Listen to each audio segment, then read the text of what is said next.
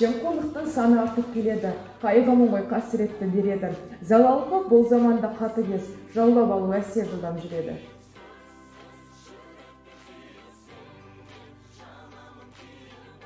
Ара беру, пара алу жайлаған, осы бір іс буын таппай қайнаған. Қалай бұны тоқтатамыз, әттең ай сенгеніміз, ел тағдырымен ойнаған.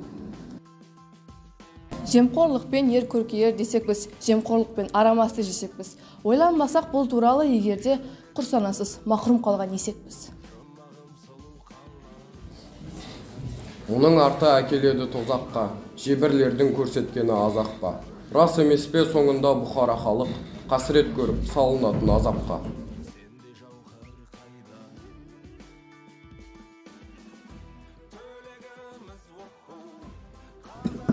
Маңызы бар мәселеге айналды. Қарсы күрес заңнамасы байланды. Төрдегілер әшкере боп ісімен бірі түсіп, бірі қайта сайланды. Бұл жағдайды үкіметте қолға алды. Халық пенен бірге ойланып толғанды.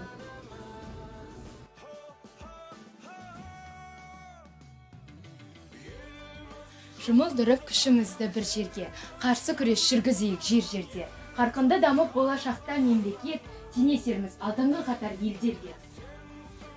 Қазақ елі пайдасы болсын десеңіз, жемқорлықтың жолын бірге кесеміз. Сонда ғана жер гүлденер ел байып, сонда ғана шарықтаймыз өсеміз. Егеменді өсер елде тұраммен, сезімімді білдіремін жыранмен. Жолыменен ел басынан жүрейік, жемқорлыққа жол жоқ деген ұранмен. Біз бақытты болу керекпіз, сондықтан біз жемқорлыққа қарсымыз.